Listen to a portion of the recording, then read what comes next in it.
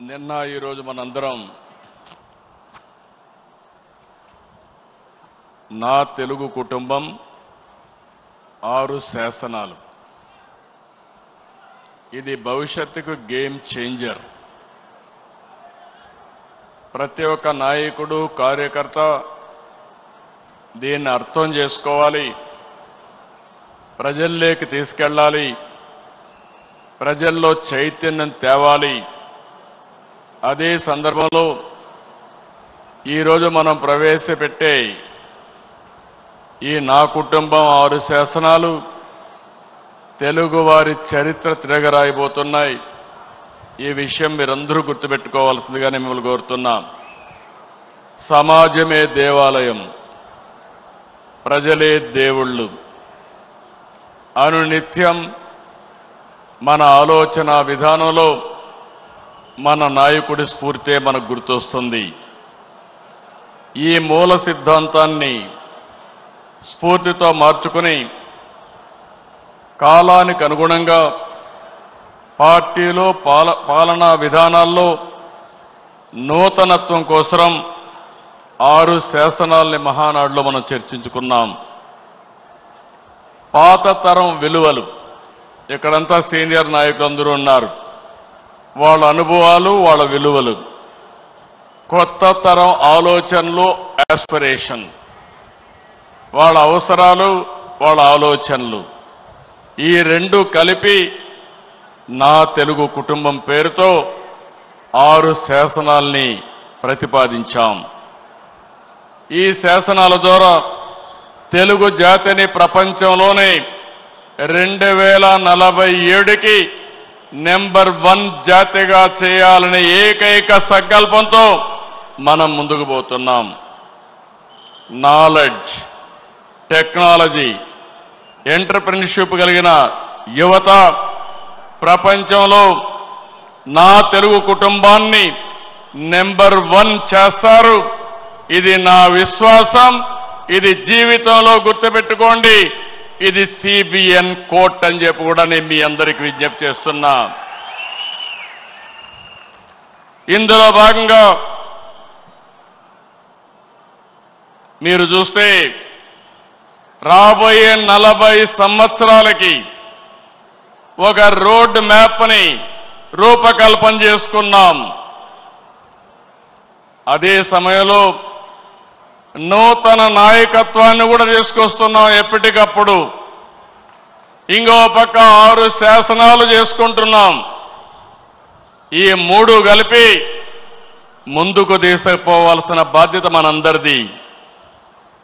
ఎప్పుడు కూడా నాకు తెలుగు జాతే నెంబర్ 1. నా జీవితంలో తెలుగు జాతి కోసం మళ్ళీ అంటూ ఒక జన్మ ఉంటే తెలుగు గడ్డపైనే పుడతానని మరొక్కసారి మీ అందరికీ విజ్ఞప్తి చేస్తున్నా. అదే మారిగా ఈరోజు నా ఆలోచన, ఇది నెరవేర్చేది పార్టీ కార్యకర్త. అందుకే కార్యకర్తే అధినేత. మీరే నా హైకమాండ్ కూడా, మీరే సుప్రీం కూడా. ఇది పార్టీ సిద్ధాంతం అని మరొకసారి విజ్ఞప్తి చేస్తున్నాను. వేదిక పైనుండే నాయకులు కానీ మీరు కానీ అందరం గుర్తుపెట్టుకోవాల్సింది, పార్టీకి సాధారణ కార్యకర్త ఎప్పటికీ శాశ్వతంగా సుప్రీంగా ఉంటాడని చెప్పి కూడా నేను మీకు తెలియజేస్తున్నా. మామూలు విషయం కాదు. 45 రోజుల్లో 1 కోటి మెంబర్షిప్ చేయించిన, 1 కోటి పైన మెంబర్షిప్ చేయించిన ఏకైక పార్టీ తెలుగుదేశం పార్టీ.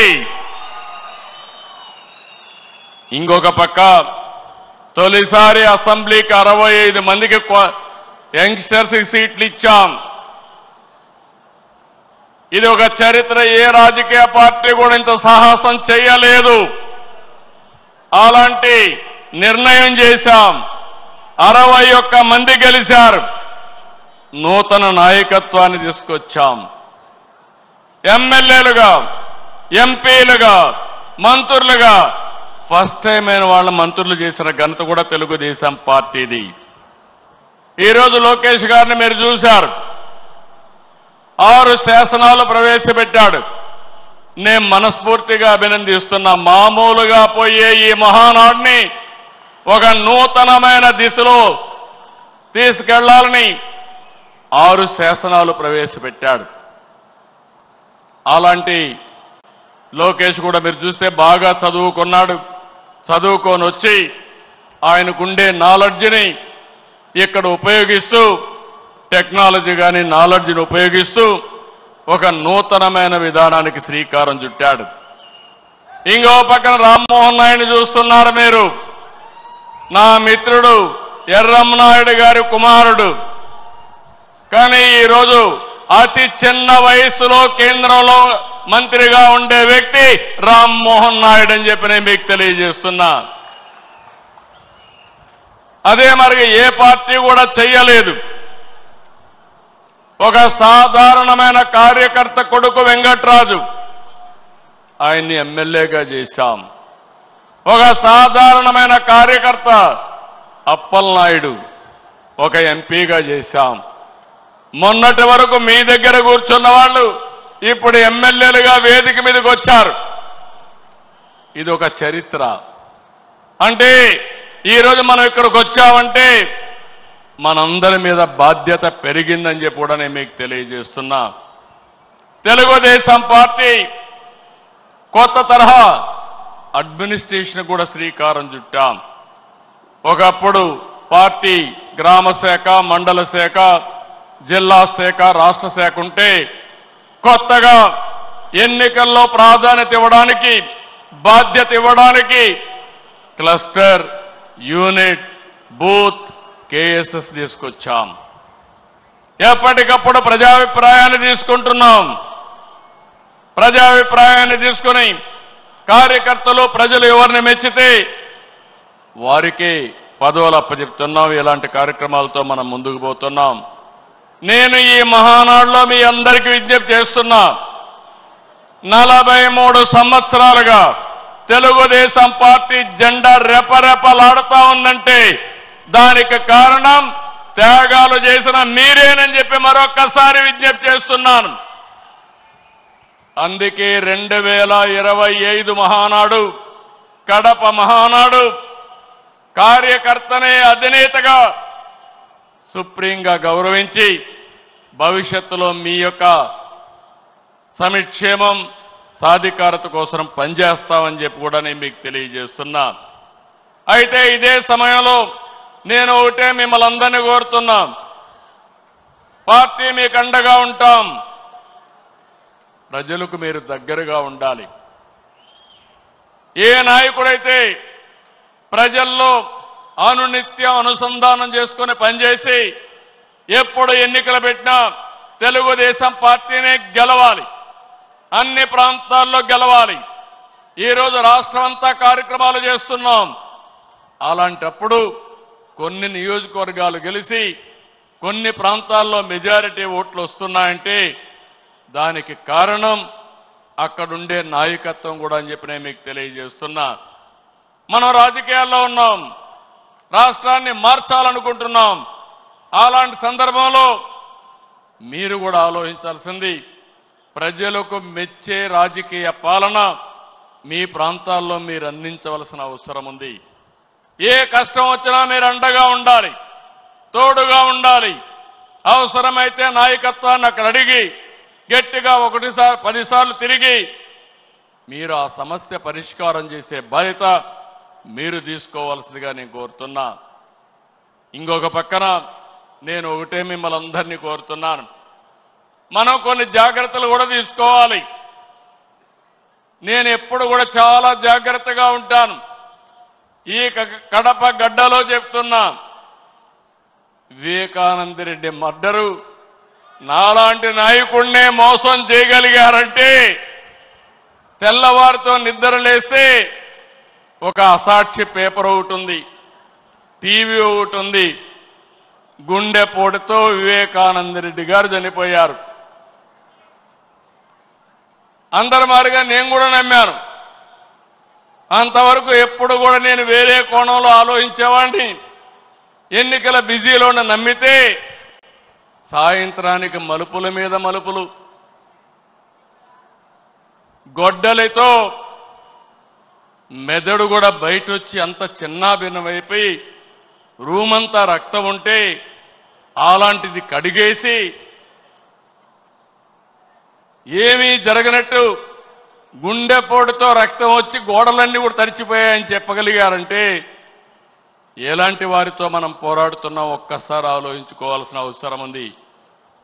సాయంత్రానికి మలుపులు తిరిగి రెండో రోజున నారాసుర రక్త చరిత్ర నా చేతిలో కత్తి పెట్టి నా మీదనే నెపవేసే పరిస్థితికి వచ్చారంటే కెన్ యూ ఇమాజిన్ అని చెప్పి నేను మిమ్మల్ని అడుగుతున్నా. అర్థమైందా మీకని అడుగుతున్నా.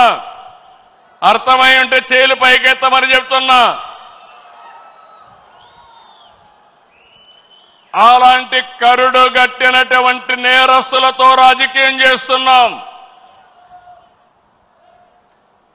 అందుకే నిన్న ఒకటి జరిగితే వీరయ్య చౌదరి, సంతనూతలపాడు, పల్నాడు హత్యలు జరిగాయి. హత్యలు జరిగితే నాకు అనుమానం వచ్చింది. ఇప్పుడు నేను ఎవరిని నమ్మడం లేదు.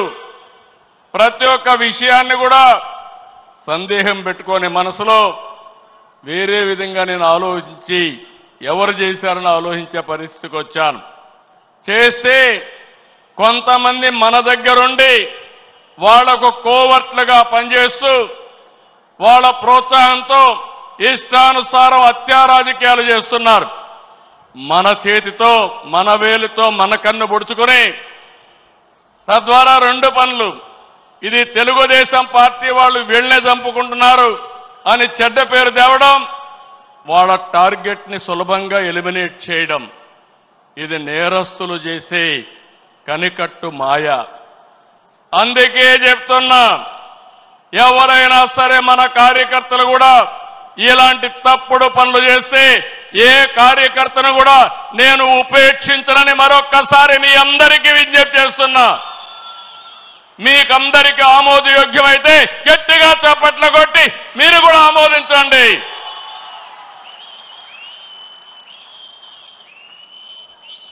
నేరస్తులు కబద్దార్, నా దగ్గర మీ ఆటలు సాగనివ్వను. ఇది ఒక హెచ్చరిక.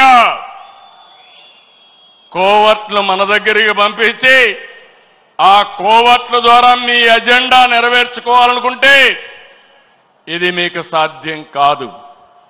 అందుకే మిమ్మల్ని అందరినీ కోరుతున్నా, వలస పక్షులు వస్తాయి, వలస పక్షులు పోతాయి, కానీ నిజమైన కార్యకర్త శాశ్వతంగా ఉంటాడు.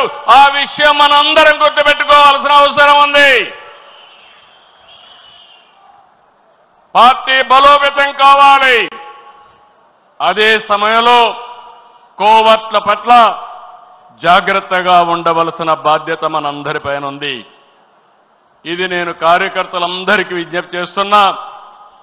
ఈరోజు ఎక్కడికక్కడ మనం అందరం కూడా ఆలోచించుకుని రాబోయే రోజుల్లో ఇంకా పగడ్బందీగా కార్యక్రమాలు చేపడతామని మీకు తెలియజేస్తూ, అదే సమయంలో ఎన్టీఆర్ మెమోరియల్ ట్రస్ట్ ద్వారా న్యూట్రిఫుల్ యాప్ పెట్టాం, బ్లడ్ డొనేషన్ క్యాంపులు పెట్టాం. ఇవి కూడా మీరు సద్వినియోగం చేసుకోండి. అదే మాదిరిగా ఈరోజు 5 లక్షల రూపాయలు ఇన్సూరెన్స్ ఇస్తున్నాం. ఇంకో పక్కన ఆరోగ్య విషయంలో కానీ, విద్య పిల్లల చదువు విషయంలో కానీ జాగ్రత్తలు తీసుకుంటున్నాం. ఈ రెండే కాకుండా ఆర్థికంగా కూడా మన కార్యకర్తల్ని పైకి తేవడానికి ఎలాంటి కార్యక్రమాలు చేయాలనో అది కూడా ఆలోచిస్తున్నాం. 1 ఫ్యామిలీ 1 ఆంటర్‌ప్రెన్యూర్, అందులో మన వాళ్ళను కూడా ప్రాధాన్యత ఇవ్వడానికి ఆలోచిస్తున్నాం అని చెప్పి కూడా నేను మీకు తెలియజేస్తున్నా. అయితే ఈరోజు మీరందరూ కూడా ఈ విషయంలో కూడా కూటమి అంతా కూడా ఐక్యంగా ఉండాలి. 2029లో 2024 కంటే పెద్ద మెజారిటీతో గెలిపిస్తామని హర్షాన్ని ఆమోదాన్ని తెలియజేయాల్సిన బాధ్యత మీ అందరిపైన ఉంది. అదే సమయంలో పేదల సేవలో సోషల్ రీఇంజనీరింగ్. ఈరోజు ఈ రాష్ట్రంలో సంక్షేమ కార్యక్రమాలకు ఆద్యుడు మన నాయకుడు ఎన్టీ రామారావు గారు. ఆ తర్వాత సంక్షేమ కార్యక్రమాల్ని ముందుకు తీసుకుపోయిన పార్టీ తెలుగుదేశం పార్టీ. ఇంకో పక్క మీరు చూస్తే వెనుకబడిన వర్గాలు ఎప్పుడు కూడా తెలుగుదేశం పార్టీకి కంచు కోట, వెన్నెముక. ఏ సందర్భంలో కూడా ఏ వ్యక్తి కూడా వెనుకబడిన వర్గాలను మర్చిపోవడానికి వీలు లేదు. అందుకే మొన్న ఎలక్షన్లో ఒక పని చేశాం, సోషల్ రీఇంజనీరింగ్ చేశాం. అన్ని కులాలకు సముచితమైన స్థానం ఇవ్వాలని, వెనుకబడిన వర్గాలకు పెద్దపీట వేయాలని మనం ముందుకు పోయాం. దీని ఫలితాలు కూడా బ్రహ్మాండంగా వచ్చాయి. నేను పార్టీలో కూడా మిమ్మల్ని అందరినీ ఒకటే కోరుతున్నాను, జనాభా దామాషా ప్రకారం అన్ని కులాలకు అన్ని మతాలకు అందరికీ గౌరవించే పరిస్థితి రావాలి. దీనివల్ల ప్రజల్లో విశ్వాసం పెరుగుతుంది, పార్టీకి లాభం వస్తుంది, భవిష్యత్తుకు కూడా ఎన్నికల్లో గెలవడం కూడా ఈజీ అవుతుందని చెప్పి కూడా నేను మీకు తెలియజేస్తున్నా. ఇంకో పక్కన మీరు చూస్తే బడుగు వర్గాలకి బలహీన వర్గాలకు మనం దగ్గరగా ఉండాలి. ఈరోజు మీరు చూస్తున్నారు సమాజంలో కొన్ని దురాచారాలుంటే 2 గ్లాసుల సిద్ధాంతం ఉండేది. జస్టిస్ పున్నయ్య గారి కమిషన్ వేశాను, ఆయన ఇచ్చిన రికమెండేషన్లు అమలు చేశాం. ఈరోజు అంబేద్కర్ గారి స్ఫూర్తిని పూర్తిగా అమలు జరిపిన వ్యక్తి ఎన్టీ రామారావు గారు అయితే దాన్ని లాజికల్గా తీసుకుపోయిన పార్టీ తెలుగుదేశం పార్టీ. ఈరోజు మనం గుర్తుపెట్టుకోవాల్సింది, ఫస్ట్ టైం బాలయోగిని లోకసభ స్పీకర్గా చేశాం, ప్రతిభా భారతిని అసెంబ్లీ స్పీకర్గా చేశాం, ఎర్రం నాయుడు, యనమల, కళ, కేఈ, అయ్యన్న పాత్రుడు, కాలవ, నక్క, ఆనందబాబు వంటి బలహీన వర్గాలకు సంబంధించిన నేతల్ని పార్టీ ఈరోజు ఎంతో గౌరవించి ముందుకు పోయాం. వారి సేవలు కూడా పార్టీకి ఎంతో చేశారు, ప్రజలకు సేవలు చేశారు. వాళ్ళని ఎప్పుడూ మర్చిపోలేమని చెప్పి కూడా నేను మీకు తెలియజేస్తున్నా. సామాజిక న్యాయం చాలా మంది మాట్లాడారు, చేసి చూపించిన పార్టీ తెలుగుదేశం పార్టీ. ఒక్క వెనుకబడిన వర్గాలే కాదు, ఎస్సీలు ఉన్నారు. ఎన్నో సంవత్సరాలుగా ఆందోళన చేస్తూ ఉంటే మాలా మాదిగా కేటగరైజేషన్ ప్రవేశపెట్టిన పార్టీ 1996లో ప్రవేశపెట్టిన పార్టీ తెలుగుదేశం పార్టీ. దాన్ని కాపాడలేకపోతే మళ్ళీ సుప్రీంకోర్టు మీద కొట్టేస్తే మళ్ళీ 7 బెంచ్ సుప్రీంకోర్టులో మళ్ళా ఇది సాధ్యం అని చెప్తే 96లో చేసిన వర్గీకరణ 2025లో తిరిగి చేసే అవకాశం వచ్చిందంటే అది తెలుగుదేశం పార్టీ సామాజిక న్యాయం, పేదవాళ్ల పట్ల ఉండే అభిమానం. ఇలాంటి చాలా చేశాం.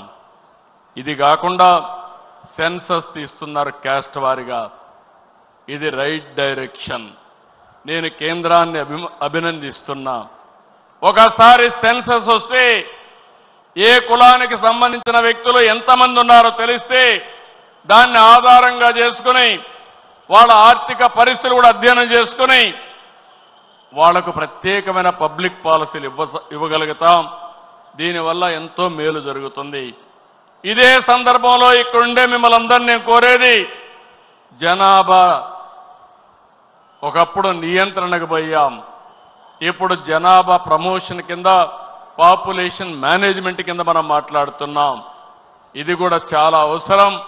లేకుంటే భావితరాల్లో భవిష్యత్తులో యంగ్స్టర్స్ తగ్గిపోయే ప్రమాదం వస్తుంది, చాలా సమస్యలు వస్తాయి. నేను ఒకటే, ఇవన్నీ కాకుండా ఒక ప్రభుత్వం, రాష్ట్ర ప్రభుత్వం, కేంద్ర ప్రభుత్వం ఇచ్చే సంక్షేమ కార్యక్రమాలే కాకుండా అదనంగా P4 తీసుకొచ్చాం. ఇది పేదల పట్ల ఒక వరంగా తయారవుతుంది. ప్రజల్ని ఒక క్యాపిటల్గా పెట్టుకుని ప్రైవేట్ పబ్లిక్ పీపుల్ పార్ట్నర్షిప్తో జీరో పావర్టీ చేయాలని, ఆ తర్వాత శాశ్వతంగా పేదరికాన్ని నిర్మూలించాలని మనం ముందుకు పోతున్నాం. ఇది కాకుండా ఇంకొక పక్కన చూస్తే స్త్రీ శక్తి, ఇది గేమ్ చేంజర్.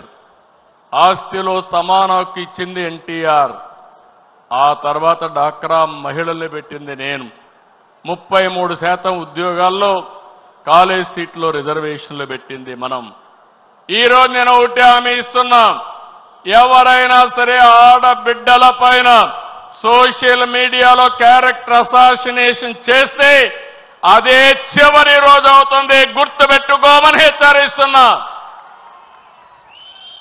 ఇలాంటి కఠినమైన నిర్ణయాలు తీసుకుంటాం, ఆడబిడ్డలకు న్యాయం చేస్తాం. ఈ సంవత్సరం 1,00,000 మంది డాక్రా సంఘాల్ని పారిశ్రామికవేత్తలు చేయాలనే కార్యక్రమం పెట్టుకున్నాం. 22 మందికి ఎమ్మెల్యే సీట్లు ఇస్తే 20 మంది గెలిచారు. ఈ రేషియోలో చూస్తే ఎంతమంది ఎమ్మెల్యేలుగా మహిళలకు ఇస్తే, ఎంపీలుగా ఇస్తే తప్పకుండా ఎక్కువ గెలిచే అవకాశాలు ఉన్నాయి. దీన్ని కూడా ప్రారంభిస్తామని చెప్పి కూడా మీకు తెలియజేస్తున్నా. అందుకే ఇక్కడే కడపలో మీరు చూస్తే మాధవరెడ్డి ఉంది, ఆమెనందరూ కూడా తక్కువ అంచనా వేశారు, రిజల్ట్ చూశారు, అదరగొట్టింది. అదే మహిళా శక్తి అని చెప్పి నేను మీకు తెలియజేస్తున్నా. ఈరోజు నేను ఒకటే మీ అందరికీ హామీ ఇస్తున్నాను, ఇప్పటికే చాలా కార్యక్రమాలు చేశాం, మళ్ళీ హామీ ఇస్తున్నా. ఈ నెలలోనే లేకుంటే నెక్స్ట్ నెల లోపల తల్లికి వందనం, ఎంతమంది పిల్లలుంటే అంతమందికి 15,000 రూపాయలు ఇచ్చే బాధ్యత మనదేని మరొక్కసారి విజ్ఞప్తి చేస్తున్నా. ఇంకొక పక్కన ఆగస్టు 15 నుంచి ఉచిత ప్రయాణం మా ఆడబిడ్డలకు కల్పించే బాధ్యత నాదని మేము అందరికీ విజ్ఞప్తి చేస్తున్నా. ఇప్పటికీ దీపం కింద కనెక్షన్లు ఇచ్చా, 3 సిలిండర్లు ఉచితంగా ఇస్తున్నాం. డాక్రా సంఘాలు పెట్టాం, సాధికారతో ముందుకు పోతున్నాం. భవిష్యత్తులో నేను ఇప్పుడు చూస్తున్నాను, మగవారితో సమానంగా మా ఆడబిడ్డలు ఇక్కడ లేరు. ఆ రోజు తొందరలోనే వస్తుంది, మగవారి కంటే ఎక్కువ మంది మహానాడులో మా ఆడబిడ్డలను చూసే రోజు తొందరలో వస్తుందని మరొక్కసారి విజ్ఞప్తి చేస్తున్నా. రాజకీయంగా, ఆర్థిక పరంగా, సామాజికంగా నా ఆడబిడ్డలు మగబిడ్డలతో సమానంగా ఉండాలనేది నా సంకల్పం. ఏమమ్మా ఆడబిడ్డలు మీరు సిద్ధమా అని అడుగుతున్నా. ఏంటా మీరు కూడా సిద్ధమా సహకరించడానికి అని అడుగుతున్నా. ఆడబిడ్డల్ని ఎక్కడైతే గౌరవిస్తామో అక్కడ భవిష్యత్తు బంగారుగా ఉంటుందని మరొకసారి మీకు తెలియజేస్తున్నా. ఇంకో పక్క అన్నదాతకు అండగా ఉంటాం. 50 రూపాయలకే కరెంట్ ఇచ్చిన పార్టీ తెలుగుదేశం పార్టీ. సాగునీటి ప్రాజెక్టులకు ప్రాధాన్యత ఇచ్చిన పార్టీ తెలుగుదేశం పార్టీ. యాంత్రీకరణ, రుణాలు, సబ్సిడీలు ఇచ్చిన పార్టీ తెలుగుదేశం పార్టీ. పామాయిల్ లాంటి సాగును తీసుకొచ్చిన పార్టీ తెలుగుదేశం పార్టీ. 30 సంవత్సరాల కంటే ముందు రాయలసీమని సస్యశ్యామలం చేయాలని మైక్రో ఇరిగేషన్ తీసుకురావడమే కాకుండా 90% సబ్సిడీతో ఇచ్చిన పార్టీ తెలుగుదేశం పార్టీ. పూర్తిగా ఇరిగేషన్ ప్రాజెక్టులు పూర్తి చేస్తాం. అదే సమయంలో నేను ఒకటే కోరుతున్నాను, ఆహారపు అలవాట్లు మారాయి. దీనివల్ల చాలా వరకు పంటలు కూడా మనం మార్చుకోవాల్సిన అవసరం ఉంది. సాగు పద్ధతులు మారాలి. ఈరోజు మనం ఆలోచించేది ఉత్తరాంధ్రలో ఏజెన్సీ ఏరియాలో అరకు కాఫీ చూస్తే 20 ఏళ్ల మునుపు ప్రారంభించా. ఈరోజు ప్రపంచం మొత్తం అరకు కాఫీ అంటే టేస్ట్ చేయని వాళ్ళు లేరంటే వరల్డ్ బెస్ట్ బ్రాండ్గా తయారయ్యే పరిస్థితి వచ్చింది. ఇంకో పక్క కోస్టల్ ఆంధ్రాలో అక్వా, రాయలసీమలో హార్టికల్చర్, మిగిలిన ప్రాంతాల్లో వాణిజ్య పంటలు. రైతుల జీవితాలనే మారుస్తాయని చెప్పి కూడా నేను మీకు తెలియజేస్తున్నా. ఉత్తరాంధ్ర ప్రాజెక్టులు పూర్తి చేస్తాం, పోలవరం పూర్తి చేస్తాం, సీమలో ఉండే ప్రాజెక్టులు పూర్తి చేస్తాం. పోలవరం బనకచర్ల పూర్తి చేసి రాష్ట్రం మొత్తం సస్యశ్యామలం చేసే బాధ్యత మనం పెట్టుకుంటామని చెప్పి నేను మీకు తెలియజేస్తూ, అన్నదాతకు ఇవ్వాల్సినటువంటి 20,000 రూపాయలు కేంద్రం ఇచ్చేటప్పుడు మన వాటాగా 3 విడతల్లో వాళ్ళ అకౌంట్లో జమ చేసే బాధ్యత ఈ ప్రభుత్వానిదని చెప్పి నేను మీకు తెలియజేస్తున్నాను. రైతుల పంటలకు లాభసాటిగా గిట్టుబాటు ధర ఇప్పించే బాధ్యత తీసుకుంటాం. దీంతో మనం ముందుకు పోతామని చెప్పి కూడా నేను విజ్ఞప్తి చేస్తున్నా. ఇకపోతే యువశక్తి నిర్వీర్యం చేశారు. ఒకటే హామీ ఇస్తున్నాం, యువశక్తి నిర్వీర్యం కావడానికి వీలు లేదు. అలాంటి శక్తిని మీరు చూస్తే, నేను జైల్లో ఉన్నప్పుడు అకారణంగా జైల్లో పెడితే దగ్గర 100 దేశాల్లో 52-53 రోజులు రాజీ లేని పోరాటం చేశారంటే అది నాకు వాళ్లకు నా మీద ఉండే అభిమానం. అందుకనే ఈరోజు నేను ఒకటే ఆలోచిస్తున్నాను, మన యువత ప్రపంచంలో నెంబర్ 1గా చేసే బాధ్యత ఈ ప్రభుత్వాన్ని. డిఎస్సి, ప్రైవేటు ఉద్యోగాలు, గవర్నమెంట్ ఉద్యోగాలు ప్రపంచానికి సేవలు చేసే విధంగా వాళ్ళలో తెలివితేటలు పెంచి ఆంధ్రప్రదేశ్ రాష్ట్రాన్ని ప్రపంచానికి ఒక హబ్గా తయారు చేసి ఈ సేవలు అందిస్తామని చెప్పి కూడా నేను మీకు తెలియజేస్తున్నా. ఫైనల్గా ఇవన్నీ కలిపి తెలుగు జాతి విశ్వఖ్యాతి, తెలుగు జాతి రాబోయే రోజుల్లో ఏ ఆంధ్రప్రదేశ్కో లేకుంటే తెలంగాణకు పరిమితం కాకుండా ప్రపంచంలోనే విశ్వఖ్యాతి తీసుకొచ్చే విధంగా వాళ్ళ ముందుకు తీసుకెళ్తామని చెప్పి నేను మీకు తెలియజేస్తున్నాను. ఈరోజు మీరు ఒక్క విషయం ఫైనల్గా చెప్తున్నాను, మనమందరం ఒక ఇన్స్పైరింగ్ టైంలో ఉన్నాం. టెక్నాలజీ మెచ్యూరిటీ వచ్చింది. భవిష్యత్తులో హార్డ్ వర్క్ చేయాల్సిన పని లేదు, స్మార్ట్ వర్క్ చేయాలి. ఈరోజు మనం చూస్తే వాట్సాప్ గవర్నెన్స్ వచ్చింది. దీని ద్వారా అనేక మార్పులు వచ్చాయి. ఈరోజు 25 సంవత్సరాల కంటే ముందు ప్రారంభించిన ఐటీ మన వాళ్ళు ప్రపంచం అంతా వెళ్ళి ఈరోజు ఏ దేశానికి పోయినా హైయెస్ట్ పర్ క్యాపిటా ఇన్కమ్ ఎవరు సాధిస్తున్నారంటే తెలుగువాడు సాధిస్తున్నాడు. అది మనందరికీ గర్వకారణం అని చెప్పి నేను మీకు తెలియజేస్తూ ఈ ఉద్యమాన్ని ముందుకు తీసుకెళ్తాం, ఇంకా తీవ్రం చేస్తాం. ప్రపంచంలోనే తెలుగు జాతి అగ్రస్థానంలో ఉండేది చేస్తాం. దానికి నా తెలుగు కుటుంబం 6 శాసనాలు ఒక గేమ్ చేంజర్గా తయారవుతాయి. మీరు అర్థం చేసుకోండి, మీ మెదడుకు పదును పెట్టండి, మీ ఆలోచనలు కూడా ఇవ్వండి. దీన్ని లాజికల్గా తీసుకెళ్ళి శాశ్వతంగా తెలుగు ప్రజల గుండెల్లో తెలుగుదేశం పార్టీ ఉండేట్టుగా చేద్దామని చెప్పి తెలియజేసుకుంటూ ఈ తీర్మానాన్ని ప్రవేశపెట్టిన అందరికీ పేరు పేరున అభినందనలు తెలియజేసుకుంటూ దీన్ని ఆమోదించవలసిందిగా మిమ్మల్ని అందరినీ కోరుతూ గట్టిగా చప్పట్లు కొట్టి హర్షాన్ని ఆమోదాన్ని తెలియజేయాలి. ఇది చివరి వరకు మీ ప్రాంతంలో ప్రతి ఒక్కరికి అర్థమయ్యేట్టుగా చెప్పే బాధ్యత మీదేనని చెప్పి మరొకసారి తెలియజేసుకుంటూ, చెప్పడమే కాదు అమలు చేసే బాధ్యత కూడా మీదని చెప్పి కూడా విజ్ఞప్తి చేస్తూ సెలవు తీసుకుంటున్నాను.